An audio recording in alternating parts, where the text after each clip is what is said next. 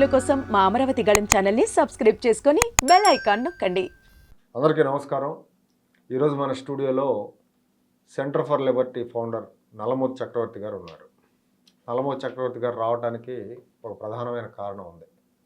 చక్రవర్తి గారు ఈరోజు ఆంధ్రప్రదేశ్ అవినీతి నిరోధక శాఖలో ఒక ఫిర్యాదు ఇచ్చారు.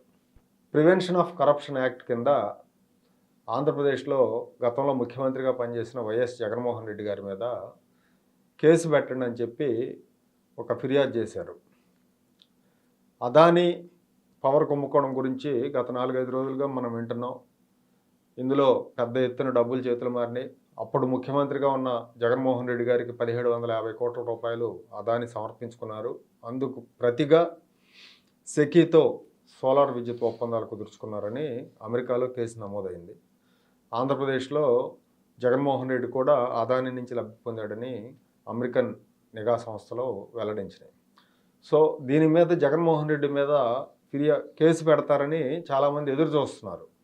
ఆంధ్రప్రదేశ్ ప్రభుత్వం జగన్మోహన్ రెడ్డి లడ్డులాగా దొరికాడు, వెంటనే కేసు పెట్టవచ్చు అనే అభిప్రాయంలో ప్రజలు అనేక మంది తెలుగుదేశం సానుభూతి పరులు కూడా ఉన్నారు. కానీ ఆ దిశగా ఇంతవరకు ఏ ప్రయత్నాలు జరగలేదు. పైగా గతంలో అదానీ ఒప్పందం రాష్ట్రానికి భారం, ప్రజల మీద భారం పడుతుందని ఆరోపించిన తెలుగుదేశం పార్టీ నేతలు ఆ ఒప్పందాన్ని రద్దు చేస్తామని కూడా, రద్దు చేయడానికి ఇది ఒక మంచి కారణం కూడా, ఈ కారణాన్ని, ఈ సాకుని చూపించి రద్దు చేస్తారని అనుకున్నారు. అది కూడా జరగలేదు. సో దీని మీద చాలా చర్చలు జరుగుతూ ఉన్నాయి. చంద్రబాబు నాయుడు గారు ముందుకెళ్తారా వెళ్ళరా ఏంటి అని. సో ఈ నేపథ్యంలో చక్రవర్తి గారు ఆయన ముందుకు వచ్చారు. ఆయన పూనుకొని అవినీతి నిరోధక శాఖ వాళ్ళకి కంప్లైంట్ చేశారు. సో దాని మీద అక్కడ ఏం జరిగింది ఏంటి, తర్వాత ఈ వివాదం మొత్తంలో అసలేంటి కారణం, జగన్మోహన్ రెడ్డి మీద పక్కాగా ఆధారాలు ఉన్నాయా లేవా, ఇవన్నీ కూడా మనం చక్రవర్తి గారి ద్వారా తెలుసుకుందాం. చక్రవర్తి గారు నమస్తే అండి. నమస్కారం సురేష్ గారు. చక్రవర్తి గారు, ఈరోజు మీరు కంప్లైంట్ ఇచ్చారు జగన్మోహన్ రెడ్డి గారి మీద. సో ఎట్లా ఉంది అవినీతి నిరోధక శాఖ అధికారుల స్పందన? అంత గొప్పగా లేదు. రాష్ట్ర ప్రభుత్వం స్పందన ఎట్లా ఉందో ఈ ఈ అవినీతి కుంభకోణం బయటకు వచ్చినప్పటి నుంచి వాళ్ళ స్పందన అట్లాగే ఉంది. ఫిర్యాదులో సరే చాలా అంశాలు, will go into the aspects of the complaint. ప్రాథమికంగా వాళ్ళు అడిగింది ఏంటంటే prima facie evidence. Prima facie evidence మీ దగ్గర ఏముంది అని అడుగుతారు. ఇవాళ 2 సివిల్ సూట్లు, ఒక క్రిమినల్ సూటు అమెరికాలో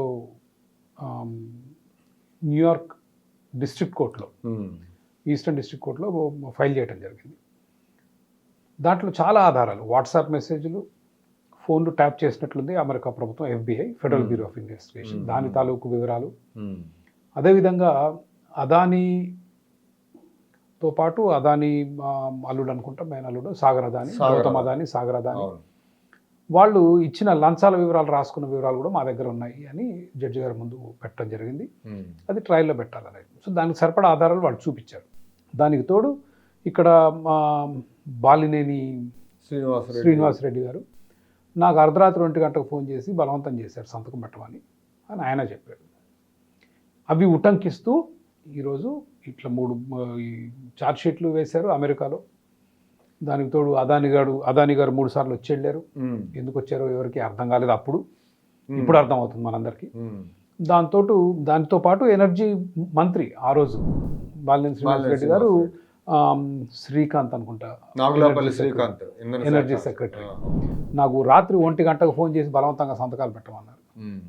ఇవి కూడా ప్రాథమిక ఆధారాలు కాదంటే ఇంకా అసలు ఏ సమాజంలో బతుకుతున్నామో నాకైతే తెలియదు. అక్కడెవరో కేసు వేసుకుంటే దాని ఆధారంగా మేము కేసు ఎట్లా పెడతాం? ఇప్పుడు మీరు సురేష్ గారు దొంగతనం చేశారు అంటారు, అనగానే మేము కేసు పెట్టాలా? ఇట్లా అడిగారా? మరి ఆ రోజు చంద్రబాబు నాయుడు గారి మీద ఇదే ఏసీబీ వాళ్ళు కదండి, ఆధారాలు లేకుండా 3-4 కేసులు పెట్టి వేధించారు కదా, ఆయన జైల్లో పెట్టారు 60 రోజులు. సో అందుకే అన్న ఇవాళ పరిస్థితి ఏంటంటే టీడీపీ వాళ్ళు వైసీపీ వాళ్ళని దొంగలు అంటారు, వైసీపీ వాళ్ళు టీడీపీ వాళ్ళు దొంగలు అంటారు. ఇది పెద్ద ఎంటర్టైన్మెంట్ సిస్టమ్. ఇంకోటి ఏంటంటే అట్లీస్ట్ వైసీపీ వాళ్ళు అరెస్ట్ చేయడానికి వాళ్ళు చర్యలు తీసుకుంటారు. వైసీపీ అధికారంలో ఉండి ఇలాంటి ఆరోపణ చంద్రబాబు నాయుడు గారి మీద వచ్చింటే ఈ పార్టీకి అరెస్ట్ చేసి లోపల పడేస్తారు. పేపర్లు చూస్తున్నా కూడా ఇప్పుడు నిన్న మొన్న చూస్తున్నాను లోకేష్ గారు ఏదో టీలకు ఇంత అయింది, పిల్లల స్కూళ్ళ దగ్గర డబ్బులు తీసుకున్నారు. ఎంతసేపు ఇదే వేర్ ఈజ్ యాక్షన్ మాట్లాడరు ఏంటి? ఎంతసేపు జగన్మోహన్ రెడ్డి దుర్మార్గుడు ఓకే, మా అందరికి తెలిసిన విషయం అది, కొత్తగా మాకేం, అందుకేగా మీకు 164 వచ్చింది. దుర్మార్గుడు కాబట్టే వేశారు కదా. 164 చరిత్రలో ఎన్టీఆర్ రాలేదు, ఎవరికి రాలేదు, అప్పుడు ఎవరికి రాలేదు. 124 ఇచ్చిందే అందుకు, అతను చేసిన దుర్మార్గాలు కాబట్టి 124 ఇచ్చారు. పయ్యావుల కేశవ్ గారు అంటారు శాసనసభ అనుమతి లేకుండా 600 కోట్లు ఖర్చు పెట్టారు అంటే. ఖర్చు పెడితే ఏం చేస్తున్నారు మీరు? 600 కోట్లు అంటే మామూలు విషయం కాదు. దానికి బాధ్యులైన అధికారుల మీద ఏమైనా చర్యలు తీసుకున్నారా? అది చెప్పరేంటి? వైసీపీ వాడు దుర్మార్గులు 600 కోట్లు ఖర్చు పెట్టారు శాసనసభకు చెప్పకుండా అంటారు. Okay fine, we know that, వాడు చేసేదే అది, మీరేం చేశారు అనేది ప్రశ్న. So anyway going back, ACB అధికారుల ప్రవర్తన కూడా ప్రభుత్వం ఎట్లా ఆలోచిస్తుందో వాళ్ళు అదే కదా, జస్ట్ రిఫ్లెక్షన్. వీళ్ళు ప్రభుత్వాధికారులే కదా, ప్రభుత్వం పనిచేసేవాళ్ళు, వాళ్ళు అదే విధంగా స్పందించారు. చాలా వెరీ కోల్డ్, చూస్తాం చేస్తాం, ఆధారాలు ప్రైమా ఫేసి మేము ఎస్టాబ్లిష్ చేయాలి అంటే, ఎస్టాబ్లిష్ అంటే 2 దేశాల మధ్య అగ్రిమెంట్లు కూడా ఉన్నాయి. మీరు మొదలు పెట్టాలి అసలు, మీరు దర్యాప్తు చేయడానికే ఇచ్చిన వాళ్ళది డబ్బులు ఇచ్చినట్లు ఆధారాలు ఉండాలంటే డబ్బులు తీసుకున్నట్లు ఆధారాలు ఉండాలి. ఇంకా ఎన్ని ఉన్నకాడికి అసలు ఇంకా కేసులు ఎందుకు కూడా డైరెక్ట్ శిక్షణ పడిపోతాయి కదా. So anyway that is I see the purpose Suresh garu is ఈ డొల్లతనం, ఇవాళ ప్రభుత్వంలో ఉన్న డొల్లతనం చూపించే ప్రయత్నం చేయడం. అంతకుమించి నాకు I didn't have any high hopes. మనం పోయి ఇవ్వగానే వాళ్ళు పెట్టేవాళ్ళు అయితే, ఇప్పుడు మనకు కెన్యా ఉంది, 20వ తారీఖు బ్రేక్ అయింది స్టోరీ, వెంటనే 21వ తారీఖు ఏమి కూర్చొని మీనమేషాలు లెక్క పెట్టలేదు. ప్రైమా ఫేసి ఎవిడెన్స్ ఉందా? నేను మీ చట్టానికి విరుద్ధంగా చేయమనట్లేదు, అసలు మీ ఆసక్తి ఎక్కడుంది? అసలు ఇన్ని ఆధారాల్లో నేను కేసు ఈ రోజు వరకు కేసు పెట్టలేదుగా, పెట్టలేదు. సో ఈ రోజు వరకు ఒప్పందాన్ని రద్దు చేసుకుంటామని కూడా అనట్లేదు. అయితే వాళ్ళు అన్నారు ఒప్పందం ఎట్లా రద్దు చేసుకుంటారు, మీకు కోర్టులలో ఇబ్బంది. అసలు హాల్ట్ అన్న చేసుకో, మేము ఒప్పందం నిలిపేశాం ఫర్దర్ యాక్షన్ వరకు, దీన్ని దర్యాప్తు చేసి దీంట్లో నేరాలు జరగలేదని తేలిన తర్వాత అప్పుడు ఆలోచిద్దాం అట్లన్నా చెప్పండి. ఏది చెప్పరు? ఒప్పందం వెనకాల ఫ్రాడ్ జరిగిందని ఆరోపణలు వస్తున్నాయి, ఆ నేపథ్యంలో మేము విచారణ చేయాలి, ముందుకు వెళ్లకుండా ఆపుతున్నాం అని చెప్పొచ్చు. అది చెప్పరు. And that is the part that has been troubling me. అంటే సరే, ఇప్పుడు ఏసీబీ అధికారి మిమ్మల్ని అడిగిన ప్రశ్నే, ఇక్కడ దాన్ని ఎట్లా జగన్మోహన్ రెడ్డిని ఇచ్చేయొచ్చండి? అంటే అదాని అక్కడ తీసుకున్నాడు అమెరికాలో, ఆంధ్రప్రదేశ్లో ఒక ఏవన్నో ఏకో ఎవరికో ఇచ్చారు అని చెప్పి మెన్షన్ చేశారు. సో ఆంధ్రప్రదేశ్ ముఖ్యమంత్రికి ఇచ్చారని మెన్షన్ చేశారు. ఇది అపోహ చాలా మందిలో ఉంది. నేను ఎన్ని మీడియా ఆ రోజు ఈ కేసు బుక్ అయిన రోజు ఎంతమంది ఫోన్ చేసి చెప్పాల్సి వచ్చిందో, ప్రతి ఒక్కరు ఇది అంటారు. ఫారిన్ బ్యూరోక్రాట్ అంటే జగన్మోహన్ రెడ్డి ఫారిన్ అఫీషియల్ అనుకుంటా దాంట్లో, ఇది ఛార్జ్ షీట్లో. లేదు, because people have not read it. 3 charge షీట్లు ఉన్నాయండి, అవి దే ఆర్ సో లబోరియస్ చదవటానికి. మొన్న వెంకటకృష్ణ గారు ఏబిఎన్లో ఉన్నప్పుడు కూడా 49వ పేరా చూసాయండి, అందుట్లో లేదు అన్నారు. 49 పెద్ద చివరి దాకా చదవాలి కదా సార్, 49 దగ్గర ఆగితే ఎట్లా? So okay, very clearly it is return, Andhra Pradesh రాష్ట్ర ముఖ్యమంత్రి 1750 కోట్లు తీసుకున్నాడు అని వాళ్ళు రాశారు. Anyway now go head. అదొకటి. ఇంకొక క్వశ్చన్ ఏంటంటే, వైసీపీ పార్టీ నాయకులు కానీ లేదంటే వాళ్ళ సాక్షి మీడియా కానీ రాసేది ఏంటంటే, మేము చాలా తక్కువ ధరకే ఒప్పందం కుదుర్చుకున్నాం, మేము కుదుర్చుకున్న సెకీతో కదా, అది కేంద్ర ప్రభుత్వ సంస్థ, మేము అదానితో డైరెక్ట్గా కుదుర్చుకోలేదు, ఇంకా మేము లంచం తీసుకున్నామని ఎట్లా చెప్తారు? తర్వాత ఆ రోజు 2.49 మేము కుదుర్చుకున్నాం, అంతకుముందు చంద్రబాబు నాయుడు గారు 4 రూపాయలకు 5 రూపాయలకు కుదుర్చుకున్నారని చెప్పి చెప్తున్నారు. సరే, దానికి ఒక రీజన్ ఉంటుంది. ఎలక్ట్రానిక్స్ రేట్లు దగ్గర మనకి టీవీలు, ఎల్ఈడి టీవీలు ₹1,00,000 ఉన్న టీవీ 5-6 ఏళ్ళ నాడు ఇవాళ 50,000 దొరుకుతుంది, సగం తగ్గిపోతుంది. సో అది ఆ లాజిక్ని జనానికి చెప్పకుండా ఇది చెప్తున్నారు. కానీ మేము కరెక్టే చేసాం, అప్పుడున్న రేట్ల కంటే, అప్పుడు మిగతా రాష్ట్రాలు కొంటున్న రేట్ల కంటే తక్కువకే పెట్టుకున్నాం, తర్వాత ట్రాన్స్మిషన్ ఛార్జీలు లేవని సెకి మాకు అధికారికంగా లెటర్ కూడా ఇచ్చిందని చెప్తున్నారు. నేను ఒప్పంద పత్రాలు చూశానండి, ISTS ఛార్జెస్ వేవ్డ్ అని రాస్తుంది ఒప్పందంలో. అయితే పయ్యావుల కేశవ్ గారు కేసు వేసి అది సెకి నిర్ణయించాల్సిన విషయం కాదు, కేంద్ర ప్రభుత్వం, దాని తర్వాత ఏదో ఒప్పందంలో ఇబ్బందులు వస్తాయి అని పిల్ల రాశారు. అది తేలాల్సి ఉంది, కొంత కన్ఫ్యూజన్ ఉంది. తెలుగుదేశం పార్టీ నుంచి చంద్రబాబు నాయుడు గారు చెప్తున్నారు ట్రాన్స్మిషన్ ఛార్జెస్ ఉన్నాయని. అదేవిధంగా మొన్న రాధాకృష్ణ గారు ఎడిటోరియల్ రాసి దాంట్లో కూడా రాశారు, ఆయన కూడా రాశారు.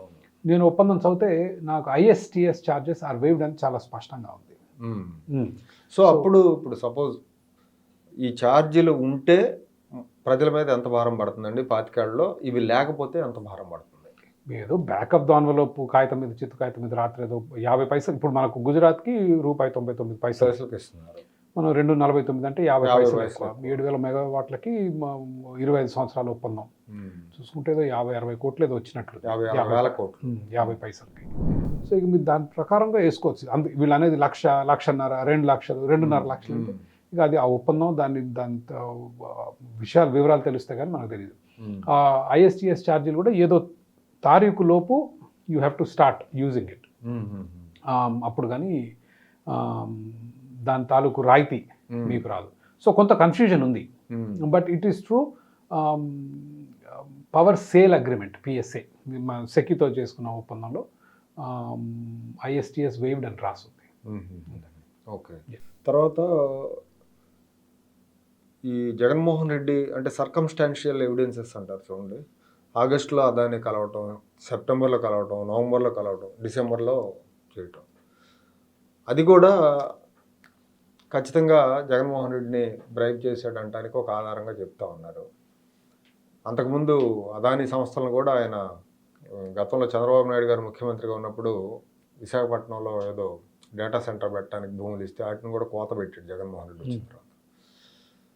అది జరిగిన నేపథ్యంలో ఆ తర్వాత ఈ మీటింగ్లు జరిగిన తర్వాతే ఈ సెక్కి ఒప్పందం డిసెంబర్లో, ఆ తర్వాత గంగవరం పోర్టు కావచ్చు, కృష్ణపట్నం పోర్టు కావచ్చు, ఇవన్నీ అదాని పరం చేయటం, వీటన్నిటిని బట్టి చూస్తే జగన్మోహన్ రెడ్డి పాత్ర ఖచ్చితంగా ఉంది అనేది ఒకటి. మామూలుగా అంటే కనెక్టింగ్ ద డాట్స్ అంటారు చూస్తే అర్థం అవుతుంది. అసలు మరి ఆ పోర్ట్లు అదానికి ఒప్పు చెప్పడం దుర్మార్గం, అరాచకం. కృష్ణపట్నం అయితే నవేగా వాళ్ళని తరిమేశారు.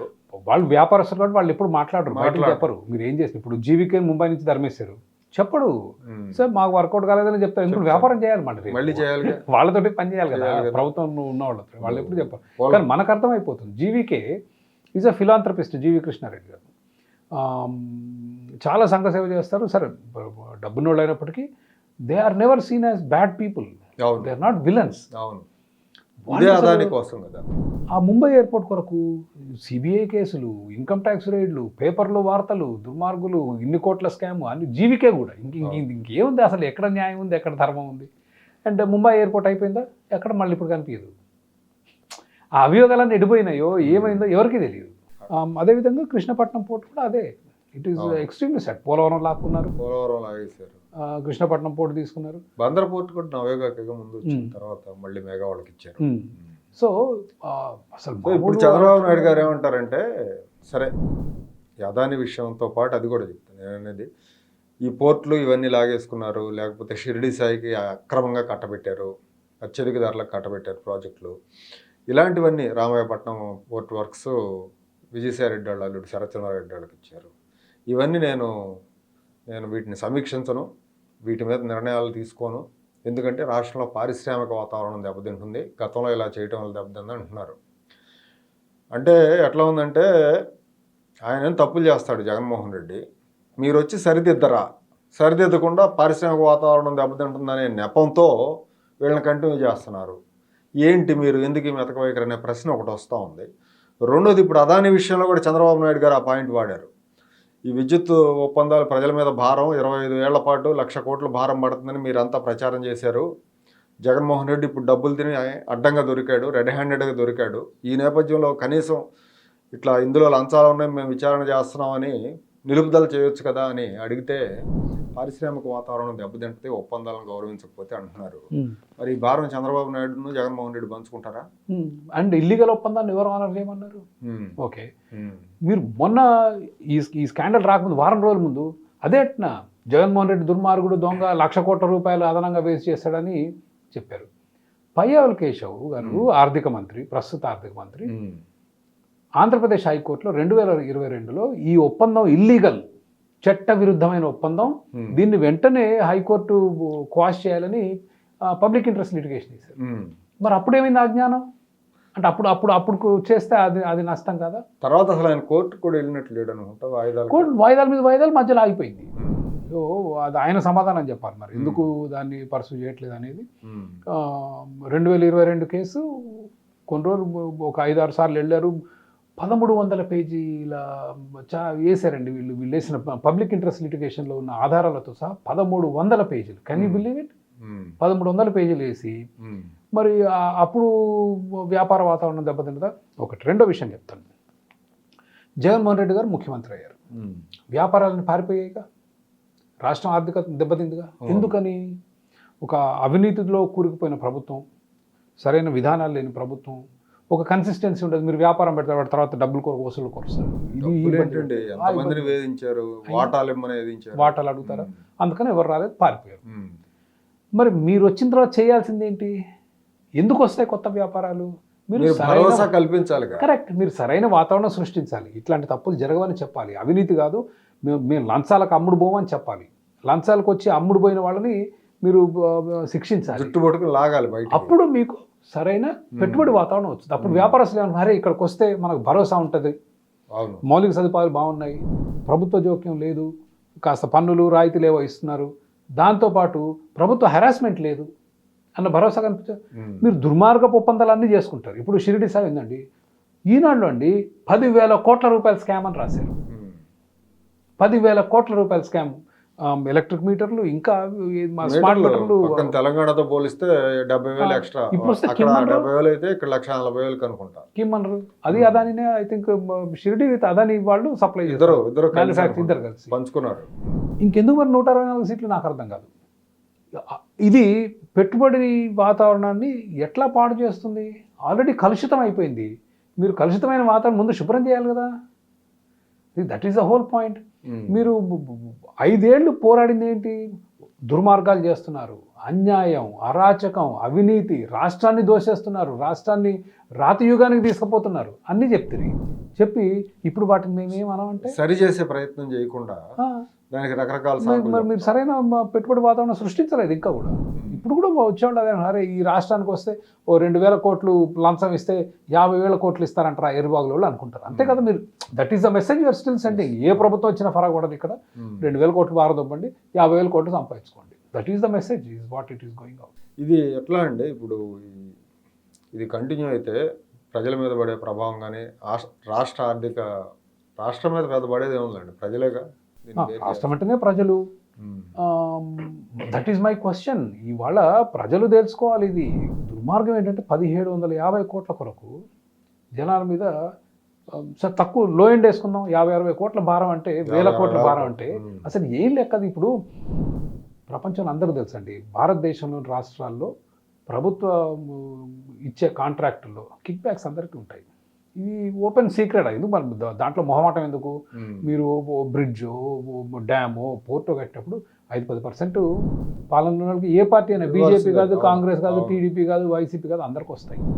అది ఒక రకమైన అవినీతి. వాళ్ళు చెప్పేది అంటే మరి పార్టీలు ఎట్లా నడవాలి, ఎన్నికలు వస్తే ఒక్కో ఓటు 1,000 రూపాయలు అడుగుతున్నారు, 2,000 అడుగుతున్నారు, కాబట్టి కొంత చేయక తప్పదు. మన సమాజంలో నైతికంగా కొంత దానికి యాక్సెప్టెన్స్ అలవాటు అయిపోయారు జనాలు.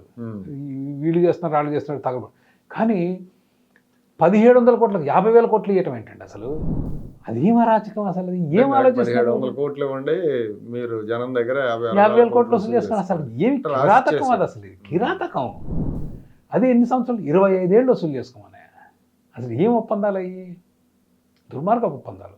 వాళ్ళు అదే టైంలో గుజరాత్లో ₹1.99 చీప్ అని మనకు తెలియదు. ఇవాళ సౌదీ అరేబియా ₹10 కొంటుంది. అవును, మొన్న ఎక్కడ చూసాను సార్, ₹10. నేను ఇండియన్ కరెన్సీలో చెప్తున్నాను. అంటే వాళ్ళకైతే అసలు నెక్స్ట్ నథింగ్ అనుకోండి వాళ్ళ కరెన్సీలో.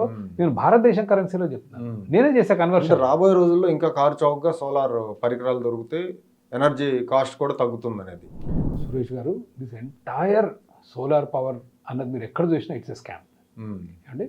ఎందుకండి సెకి మన రాష్ట్రం అదాని దగ్గర వేరే వాళ్ళ దగ్గర ఎందుకు కొనుక్కోలేదు? ఏముంది మనకు సెకీతో ఎందుకు ఒప్పందం చేసుకోవాలి అంటే అదొక మధ్యలో లేయర్ కేంద్రంలో ఉంటుంది. ఈ లాలూచీ పనులు చేసుకోవడానికి మనకు ఇప్పుడు ఏమంటున్నారు వైసీపీ వాళ్ళు, మాకేం సంబంధం అదానితో, మేము సెకీతోగా చేసుకుంటాం. దట్ ఈస్ వై అది షీల్డ్ మీకు. అర్థం కాలే. సో అవినీతికి మేము అదాని దగ్గర కొనట్లేదు, మేము మా రాష్ట్ర ప్రభుత్వం కేంద్ర ప్రభుత్వం దగ్గర కొంటుంది. You see that is why they are there. నా సోలార్ పవర్ సురేష్ గారు, మీరు ఎన్ని ఎకరాల్లో పెడితే అంత ఎక్కువ వస్తుంది. ఏంటి 2 ఎకరాలు మీకు పెద్ద ఫ్యాక్టరీ పెట్టినంత వల్ల మీకు పెద్ద కలిసి రాదు. ఎన్ని ప్యానల్స్ ఉంటే అంత కరెంటు, అంతే కదా. అంటే ఎంత ఎక్కువ విస్తీర్ణం ఉంటే అంత కరెంట్ అంతే. ఎందుకు ఎవరో వచ్చి ఎందుకు పెట్టాలి? ఇప్పుడు మన కడప, కర్నూలు, అనంతపురం మొత్తం ఎండలే కదా. 5 ఎకరాలు ఉన్న రైతు బీడుమూలు ఎంతమందికి లేవు? వాళ్ళే పెట్టుకొని మీరు ఇప్పుడు సోలార్ ప్యానెల్స్ మీద అండి 40% ఇంపోర్ట్ డ్యూటీ వేసారండి. 40% వేసి భారతదేశంలో మ్యానుఫ్యాక్చరింగ్ ఎవరికి ఇచ్చారండి? ఇప్పుడు మనకి ఇచ్చేది, అదానికి ఇచ్చింది మ్యానుఫ్యాక్చరింగ్ లింక్డ్ సోలార్ పవర్. అంటే మీరు సోలార్ ప్లాంట్ పెట్టి ప్యానల్స్ కూడా మీరే తయారు చేయాలి అని ఏం చేశారు? 40% ఇంపోర్ట్ డ్యూటీ వేశారు. అంటే బయట నుంచి వచ్చే వాటి మీద ట్యాక్స్లు వేశారు 40%. అంటే ఇతను 40%కి ఎక్కువ అమ్ముకోవచ్చు. ఇప్పుడు 10 రూపాయలు 14 రూపాయలకి అమ్ముకోవచ్చు, అంతే కదా. చూడండి ఎంత భయంకరమైన స్కామ్లో. చేసిన తర్వాత వాళ్ళు 1000 ఎకరాలు ఎందుకు పెట్టి రాజస్థాన్ నుంచి ఎందుకు తెచ్చుకోవాలండి? మన రైతులకు ఆ 40% ట్యాక్స్ ఎత్తేయండి, 12% జిఎస్టీ మళ్ళీ, అంటే 52% ట్యాక్స్. Think about it. ఎత్తేసి మీరు రైతుల్ని, బీడు భూమి ఉన్న ప్రతి రైతుని పెట్టుకోమనండి సోలార్ ప్యానల్స్. మన పక్కనగా ఇంకా గ్రిడ్ ఉంది, నెట్ మీటర్ పెడితే వేయటమే కదా. పెట్టి నెట్ మీటర్ చేయరు, ఎందుకు చెప్పండి? No kickbacks. పారిశ్రామికవేత్తలకు దోచిపెట్టడానికి అవకాశం ఉండదు, ఎగ్జాక్ట్లీ వాళ్ళ దగ్గర నుంచి దోచుకోవడానికి. ఎగ్జాక్ట్లీ. ఇప్పుడు ఇదంతా చూస్తే అదానిని పెంచడానికి ఏర్పాటు చేసి ఒక ఇదంతా తీసుకొచ్చారేమో. మీరు నిజంగా చూస్తే అంటే అగైన్ మీరు ఆధారాలు అడుగు చెప్పలేదు, మీరు చదివి you have to connect the dots. అంతే. ఇక్కడ రాసుందా నాకు చూపి అంటే నేను చూపించి మరి చూస్తే అర్థమైపోతుంది కదా. మీరు ఒక పక్క 40% ఇంపోర్ట్ డ్యూటీ అన్నారు, ఇంకో పక్క ఫ్యాక్టరీ పెట్టు మళ్ళీ వాళ్ళతోటే రాష్ట్రాలకు అందిస్తున్నారు. ఇందాక మీరు వెళ్ళినప్పుడు అధికారి ప్రాథమిక ఆధారాలు ఎక్కడ ఉన్నాయంటే నాకు అంటే నోటి దాకా వచ్చింది ఏంటంటే, ప్రాథమిక ఆధారాలు కనిపెట్టాల్సింది మీరు సిగ్గుపడాలి. ఇక్కడికి వచ్చి వాడు డబ్బులు ఇస్తా ఉంటే అమెరికా వాడు కనిపెట్టాడు కానీ మీరు కనిపెట్టలేకపోయారు. అమెరికా దర్యాప్తు సంస్థ ఎంత సిగ్గుచేటు సార్. సిగ్గుండాలి ఆ మాట అడగడానికని. వాడు భారతదేశాన్ని అడుగు పెట్టలేదండి. వాడు అక్కడ కూర్చొని జగన్మోహన్ రెడ్డి 1750 కోట్లు తీసుకుని ఆధారాలతో సాగు అనుకున్నాడు. సిగ్గుతో తలదించుకోవాల్సింది పోయి అమెరికా వాడు చెప్తా మేము చేస్తాం అంటే నేను ఇంకేం నిర్లజ్జగా బట్టలకు తీసి కూర్చున్నారు అంతే. దేర్ ఆస్కింగ్, మీరు సురేష్ గారికి డబ్బులు ఇచ్చామని వస్తారు నా దగ్గరికి అంటే మేము బుక్ చేయాలా case? That is what they are asking. అదే చేయాలి కదా. చేయరంట. నేను మీకు డబ్బులు ఇచ్చినట్టు ఆధారం చూపి అంటే డబ్బులు అది పరిస్థితి. So very very sad state of affairs, very sad state of affairs. And ప్రజల్లో I again say the same, ఈరోజు ఈ పరిస్థితులు రావడానికి ప్రజలు మూల కారణం. మీ కరెంటు బిల్లులు పెరుగుతాయండి ప్రతి నెల 25 సంవత్సరాల పాటు. అదే అర్థం కావట్లా. ఊరికే తిట్టుకోవడం, బిల్లు కట్టేటప్పుడు ఉన్న ప్రభుత్వాన్ని తిట్టుకోవడమే కానీ దీనికి కారణం ఏంటి, ఎందుకు, దీని మీద బయటకు వద్దాం మాట్లాడదాం. ప్రజలు ఎప్పుడైతే స్పందించరో, ప్రజలు ఎప్పుడైతే అడగరో, ప్రజలు ఎప్పుడైతే నిలదీయరో, పాలకులు మాత్రం ఎందుకు చేయాలి? అరే మీరే పట్టించుకున్నాడు నాకే ఉంది, నేను 2000 కోట్లు వేసుకొని పోతాను అనుకుంటా, అంతే కదా. ఎప్పుడైతే ప్రజలు నిలదీస్తారో, ప్రజలు అడుగుతారో, ప్రజలు తిరగబడతారో, అప్పుడు పాలకులు జాగ్రత్తగా ఉంటారు. ఇప్పుడు ఈ ఒప్పందాలు రద్దు చేసుకోవాలని ఉన్న పిల్లి వేయచ్చు అండి, ప్రజల మీద భారం పడుతుంది, ఇది అక్రమంగా 100% అయ్యొచ్చు, 100% అయ్యొచ్చు. కానీ పిల్లి వేసేటప్పుడు ఆషామాషిగా వేయకూడదు, నిలబడాలి కదా. మన పిల్లి ఏదో ఊరికే వేసామా అన్నట్టు వేస్తే. ఇప్పుడు అమెరికాలో దర్యాప్తు జరుగుతూ ఉంది, అదాని వీళ్ళందరి మీద కేసులు కూడా పెట్టేసినట్టున్నారు. సో ఈ నేపథ్యంలో వాళ్ళు మెన్షన్ చేసిన, మీరు అది ఇచ్చారు కదా, వాళ్ళు ఛార్జ్ షీట్ ఏదో 2 సివిల్ సూట్లు, 1 క్రిమినల్ సూట్, వాటన్నిటిని చూపిస్తూ, సో దీని మూలంగా ఇక్కడ జగన్మోహన్ రెడ్డి ఒప్పందం కుదుర్చుకున్నాడు. అంటే ఇక్కడ జగన్మోహన్ రెడ్డి బ్రైబ్ అనే దానికంటే కూడా దీని మూలంగా ప్రజల మీద పడే భారం ఎంత. That is the public interest litigation. ఈ ఒప్పందాన్ని నిలుపుదల చేయండి. 100% వెయ్యాలండి, వెయ్యాల్సిందే. బట్ నేనేమంటున్నా అంటే వేయటానికి సరైన పబ్లిక్ ఇంట్రెస్ట్ లిటిగేషన్ వేయడానికి కొంచెం టైం పట్టుద్ది. నేను ఇందాక పయ్యావుల కేశవ్ గారు వేసింది ఏంటంటే, టీడీపీ పార్టీ అపారమైన వనరులు, వాళ్ళు 1-2 కోట్లు లాయర్కి పెట్టవచ్చు, అలాంటి వాళ్ళు చేయాలని చిన్న విషయం కాదు అది. అట్లా కాకుండా మీరు చెట్టు కింద ఫీడర్ తోడు పెడితే అట్లే పోద్ది కేసు, 3 రోజులే ఉంటుంది. తర్వాత అసలు జడ్జికి అర్థం కాదు మన పీటర్ గారు రాసింది అది. సో ఆ సీనియర్ కౌన్సిల్, ఆ తోకలో ఉన్న సీనియర్ లాయర్ ఉంటేనే వాళ్ళు ఏమన్నా వింటారు. వాళ్ళు దానికి కావాలంటే దానికి సరిపడా చేయాలి. బట్ అసలు ఇంకా దీంట్లో పబ్లిక్ ఇంట్రెస్ట్ లిటిగేషన్ లేకపోతే ఇంకా దేంట్లోనూ లేదు. ఇట్స్ నాట్ చిన్న విషయం కాదు కదా మనం మాట్లాడేది అది. ప్లస్ దాంట్లో అవినీతి ఉంది, మళ్ళీ నాట్ ఓన్లీ పబ్లిక్ ఇంట్రెస్ట్, అవినీతి ఉంది, అది ప్రభుత్వ అధికారుల అవినీతి. కాబట్టి definitely there is a case and we should definitely file it and we should fight it. లడ్డూలాగా దొరికారు అని చెప్పి మన మాజీ ఐఏఎస్ అధికారి రమేష్ గారు ఒక ట్వీట్ పెట్టారు. అదే అండి, యాక్షన్ తీసుకుంటే కదా ఎగ్జాక్ట్లీ దొరికేదేంటి. ఇప్పుడు వారం రోజులు అయిపోయింది సార్, అంతర్జాతీయ ఆర్థిక సంస్థలన్నీ కూడా అదానితో ఉన్న ఒప్పందాలు రద్దు చేసుకోవటం కానీ, భవిష్యత్తులో లోన్లు ఇవ్వటం కానీ ఇచ్చే పునరాలోచన చేస్తున్నాయని మనకు మొత్తం వార్తలు వస్తున్నాయి రెగ్యులర్గా. శ్రీలంకలో ఉన్న కొన్ని ప్రాజెక్టులు కూడా వాళ్ళు ఆలోచిస్తున్నారని వస్తుంది. మన దగ్గర అసలు ఎక్కడ లేదుగా. అంటే ఇక్కడ మన వాళ్ళు ఆలోచించడానికి కారణం అదాని పెద్ద పారిశ్రామికవేత్త, పెట్టుబడి పెడతాడు ఆంధ్రాలోనా, లేదంటే అదాని నరేంద్ర మోడీకి సన్నిహితుడు కాబట్టి ఈ లింక్ జగన్మోహన్ రెడ్డి మీదకి వెళ్తే ఆ లింక్ అదాని దాకా వెళ్తే మోడీకి కోపం వస్తుందనే భయం అనుకుంటారు. ఉండొచ్చు. ఇవాళ మీకు ఫనీ స్టోరీ అది షేర్. ఇవాళ ఏసీబీకి వెళ్ళేటప్పుడు మీడియా వాళ్ళకి కూడా అందరికీ పొద్దున్నే మెసేజ్ పెట్టాను, ఇట్లా వెళ్తున్నాను కంప్లైంట్ ఇవ్వడానికి, కాస్త కవర్ చేస్తే సంతోషిస్తుంది. ఎండ్ ఆఫ్ ద డే అది కూడా మన ప్రజల్లో అవగాహన పెంచడానికి, ప్రజల్లో కొంచెం ఉత్తేజం రగుల్చడానికి మీతో మాట్లాడేది కూడా అదే కదా. That is the end of the day, that is the purpose, whether మనకు నచ్చకపోయినా. సో ఇవాళ నేను ఇచ్చిన కంప్లైంట్లో ప్రాథమికంగా నేను ఉదాహరణించిన ఈ ఆధారాలు చూపిస్తూ, ఏది ఆ ఛార్జ్షీట్లలో ఉన్న ఆధారాలు, మన వార్తాపత్రికల్లో బాలినేని శ్రీనివాసరెడ్డి గారు వీళ్ళు మాట్లాడిన ఆధారాలు చూపిస్తూ 4 పేర్లు మెన్షన్ చేశాను. మొదటిది వైఎస్ జగన్మోహన్ రెడ్డి గారు 1750 కోట్ల రూపాయలు అప్పు తీసుకున్న ఆయన, లంచం తీసుకున్నట్లు అభియోగం. రెండవది ఇచ్చిన అతను గౌతమ్ అదాని. మూడవది ఎన్ శ్రీకాంత్. నాలుగవది బాలినేని శ్రీనివాసరెడ్డి. 5 మిగిలిన ఇంకా మీరు ఎవరికి అనుకున్నా కూడా చూడండి, వీళ్ళ పేర్లు అయితే చాలా ప్రముఖంగా పేర్లతో సహా కనిపిస్తున్నాయి. వీళ్ళని 100% దర్యాప్తు చేయాలంటే 2-3 వచ్చాయి అప్డేట్లు, వార్తాపత్రికలు వాళ్ళు వేస్తారు కదా, స్క్రోల్ అంటారు. అదాని లేడు, జగన్మోహన్ రెడ్డి, శ్రీకాంత్ అండ్ నెక్స్ట్ బాలినేని. అదాని లేపేశారు మధ్యలో. అంటే I'm just telling the kind of fear that is there భారతదేశంలో ఆయన పేరు ఎత్తాలంటే. And that is not a good sign. అంటే మనం ఒక స్వేచ్ఛాయుత సమాజంలో లేము. ప్రజాస్వామ్యం పేరుతో ఒక నియంత్ర వ్యవస్థలో ఉన్నట్టు అంత భయంలో ఉన్నాం మనం అందరం. So it is very sad. So ఇప్పుడు ఏం చేయబోతున్నారు? వీళ్ళు ఒకవేళ పిటిషన్ తీసుకోరనుకోండి, కేసు కట్టరనుకోండి, ఎవరికి అదే మన దేశంలో ఉన్న రాజ్యాంగ పరంగా ఇంకా అయ్యే మార్గాలు, వాళ్ళ దగ్గరికి వెళ్తాం, వాళ్ళు కట్టకపోతే కోర్టుకు వెళ్తాం. కోర్టుకు వెళ్ళి ఇంకా కోర్టు ఇంకా అది లాస్ట్ రిసార్ట్. ఒక నిస్సహాయుడు, ఒక సామాన్యుడు, పౌర సమాజం నుంచి పనిచేసే వాళ్ళు ఎవరైనా ముందు ప్రభుత్వానికి వెళ్ళి అభ్యర్థిస్తాం, వాళ్ళు వినకపోతే కోర్టుకు వెళ్తాం, లేకపోతే చేయగలిగింది ఏం లేదు. That is all we can do. చట్టపరంగా రాజ్యాంగపరంగా అంతకుమించి మన చేతిలో ఏం లేదు. కింది కోర్టు కాకపోతే మళ్ళీ హైకోర్టు, హైకోర్టు కాకపోతే సుప్రీంకోర్టు, దాని తర్వాత all doors are closed. But my hope is ప్రజలు గమనించి, ప్రజలు తెలుసుకొని, ఏ దేశమైనా అండి అన్యాయానికి వ్యతిరేకంగా పోరాడితేనే మీకు ఆర్థిక ప్రగతి కన్నా అన్యాయానికి వ్యతిరేకంగా పోరాడే సమాజాలు ఉన్న దేశాలే అభివృద్ధి చెందుతాయి. ఎందుకంటే కరెక్టివ్ మెకానిజమ్స్ వస్తాయి. అమెరికాలో మీకు నియంతృత్వం ఎప్పుడు రాదు, చాలా ప్రాక్టికల్ ఇంపాసిబుల్. వ్యవస్థలు కూడా ఇండిపెండెంట్గా పనిచేస్తాయి. ఒకటి, వ్యవస్థల నిర్మాణం చాలా పకడ్బందీగా జరిగింది. ఏది దేశం పుట్టినప్పుడే ఒకటి వ్యవస్థల నిర్మాణం చాలా పకడ్బందీగా జరిగింది. అన్ని స్వతంత్ర సంస్థలు, దర్యాప్తు సంస్థలు స్వతంత్రంగా ఉంటాయి.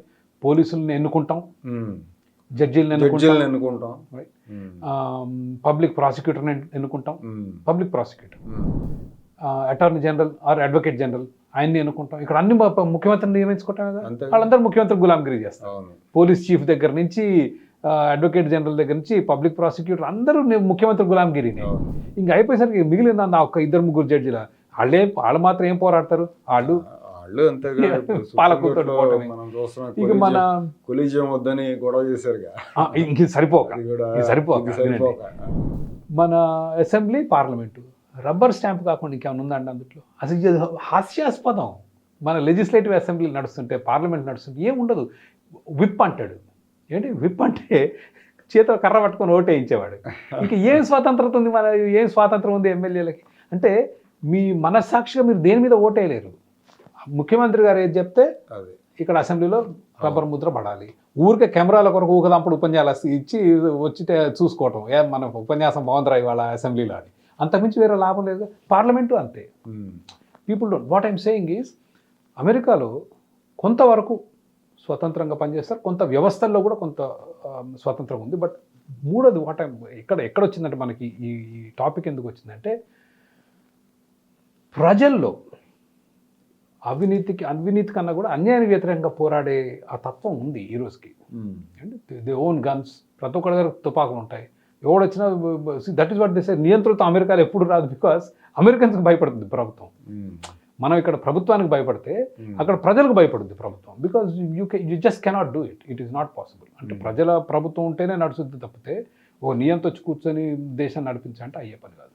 భారతదేశంలో కూడా మనం అభివృద్ధి చెందాలంటే ఈ విధంగా భయంలో ప్రతిరోజు బ్రతకటం, అది బానిస బ్రతకడం కూడా వేస్ట్ అని అన్నాడు. It is meaningless effort. Anyway, that is what I'm saying. ఆ వార్తాపత్రికల వాళ్ళు లేపేశారు పేరు, which is I thought was interesting. Adani పేరు లేపేశారు మధ్యలో నుంచి. అదాని వెనకాల మోడీ ఉన్నాడు, మోడీ కోపం వస్తే లేపేశారు. ఎగ్జాక్ట్లీ, అంతే. తర్వాత చక్రవర్తి గారు ఇప్పుడు అమెరికన్ కోర్టులో మెన్షన్ చేసిన దీనిలో అదాని, గౌతమ్ అదాని, సాగర్ అదాని, ఇట్లా ఒక 7-8 మంది పేర్లు వీళ్ళందరూ ఈ లంచాల వ్యవహారంలో భాగస్వాములు ఇచ్చారని చెప్పి తీసుకున్న వాళ్ళనే మెన్షన్ చేశారు. సో అది కాకపోతే వీళ్ళు నేరస్తులు లేకపోతే వీళ్ళు తప్పు చేశారు అన్నట్టుగా ఎక్కడ ప్రజెంట్ చేసినట్లేదు. జస్ట్ వీళ్ళు లంచాలు తీసుకున్నారనే చేశారు, కానీ వాళ్ళ మీద కేసు ఏం ఫైల్ చేయలేదుగా జగన్మోహన్ రెడ్డి మీద. కానీ చాలా ముఖ్యమైన అదొకటి. ఇంకోటి ఏంటంటే, ఇంకో వివరణ కూడా చాలా మందికి అర్థం కాదు. అమెరికా కోర్టుకి ఏం పని, ఇండియాలో లంచాలు ఇచ్చుకున్నారు కదా, ఇండియన్ అదాని, ఇండియన్ ముఖ్యమంత్రి వీళ్ళు లంచాలు ఇచ్చి పుచ్చుకున్నారు, అమెరికా వాళ్ళు కేసు ఎందుకు పెట్టారు అని ఈ మధ్య కొంతమంది. అది కూడా మంచి ప్రశ్న. అండ్ 2 ప్రశ్నలు రిలేటెడ్, బట్ గో హెడ్. ఇదొకటి. రెండోది 2 ప్రశ్నలకి లింక్ ఉంది. 2 ప్రశ్నల లింక్ ఏంటంటే, జగన్మోహన్ రెడ్డి గారిని నిందితుడిగా పెట్టడానికి అమెరికాకి ఎటువంటి హక్కులు లేవు. They are not worried about Jaganmohan Reddy. Jaganmohan Reddy గారిని దే కెనాట్ ప్రాసిక్యూట్. చట్టపరంగా వాళ్ళకి జగన్మోహన్ రెడ్డి గారికి ఎటువంటి సంబంధం లేదు. నేను చెప్పేది అదే. జగన్మోహన్ రెడ్డి గారిని ప్రాసిక్యూట్ చేయాల్సింది వాళ్ళ రాష్ట్ర ప్రభుత్వం. వీళ్ళు సిబిఐ ఎంక్వైరీ అంటారు. ఎందుకు సిబిఐ ఎంక్వైరీ? జగన్మోహన్ రెడ్డి గారి అవినీతి కేసు ఏమైంది? అవినాష్ రెడ్డి చేసి ఇన్వాల్వ్ అయిన వివేకానంద రెడ్డి మర్డర్ కేసు, అది 12 ఏళ్ళు, ఇది 6 ఏళ్ళు. సో ఈ సిబిఐ అనేది బూతు, అసలు హాస్యాస్పదం. ఆ సిబిఐ బూతే ఆ కోర్టులు అట్లే ఉంది. నష్టపోయింది ఆంధ్ర ప్రజలు, నేరం జరిగింది ఆంధ్రప్రదేశ్ రాష్ట్రంలో, నేరం చేసింది మా ఆంధ్రప్రదేశ్ ముఖ్యమంత్రి. ఎందుకు CBI? It doesn't make sense. కానీ అమెరికా ప్రభుత్వానికి దీని మీద ఎటువంటి జ్యూరిస్డిక్షన్ లేదు జగన్మోహన్ రెడ్డి గారి మీద. ఓకే, దెన్ నెక్స్ట్ క్వశ్చన్ మీరు అడగొచ్చు, మరి అదాని మీద ఎక్కడి నుంచి వచ్చిందంటే, అదాని $2 బిలియన్ అంటే 17,000 కోట్ల రూపాయల అప్పు తీసుకున్నాడు. ఓకే, అప్పుకి bond, they sell bonds. Selling bonds అంటే అప్పు తీసుకోవటం. బాండ్స్ రూపేణా తీసుకున్నాడు. అమెరికన్ కంపెనీలు, అమెరికా ప్లస్ ఇతర అంతర్జాతీయ కంపెనీలు. అమెరికా వాళ్ళు ఆ 1700 కోట్లలో వాళ్ళ 600-700 ఉన్నట్టున్నాయి. బట్ అమెరికా అంటే అందరు ఉంటారు కాదు, ఎరుకే అమెరికా కానీ ప్రపంచంలో ఉన్న దేశాలన్నీ అక్కడే ఉంటాయి. వాళ్ళ సంస్థలు కానీ, ఇది అమెరికా, అది యూరోప్, ఏది చెప్పలేము, అన్ని కలగపులగం అయిపోయి ఉంటాయి. 17,000 కోట్ల అప్పు తీసుకున్నాడు. When you do a bond issue, తీసుకోవాలి, మన స్టాక్స్ ఐపీఓలో అని బాండ్స్ కూడా అమ్మితే అందరు ఆ కాగితాలు, బాండ్స్ కొనుక్కుంటారు. బేసికలీ కాగితాలు 5 ఏళ్ల తర్వాత 10 ఏళ్ల తర్వాత మీకు 10 లక్షలు ఇస్తా, ఈరోజు నాకు 5 లక్షలు ఇవ్వండి, అంతేగా బాండ్. ఇవాళ 5 లక్షలు తీసుకుంటాడు, 10 ఏళ్ల తర్వాత 10 లక్షలు ఇస్తా అంటాడు. దాంట్లో బాండ్ ఒప్పందం ఉంటుంది. ఆ ఒప్పందంలో ఏం రాసి ఉంటుందంటే, నేను ఎటువంటి అవినీతి చర్యలకు పాల్పడను అనేది is there. That is what SEC has identified, saying you are in violation of this clause that you have signed. మీరు సంతకం పెట్టిన ఈ ఒప్పందంలో యూ హ్యావ్ వయలేటెడ్, కాబట్టి నువ్వు ఫారిన్ కరప్ట్ ప్రాక్టీస్ యాక్ట్ కింద వస్తావు, కాబట్టి మాకు హక్కు ఉంది. కానీ జగన్మోహన్ రెడ్డి గారి మీద వాళ్ళకి ఏం హక్కు లేదు. నో. సో అదాని మీద హక్కు ఉంటుంది. అదాని ఆ బాండ్స్కి వెళ్ళకపోయినా హక్కు ఉండదు, అసలు పెట్టాల్సిన పని కూడా ఉండదు, అసలు కేసు పెట్టలేదు, వాళ్ళకి ఏం హక్కు ఉంది? 1.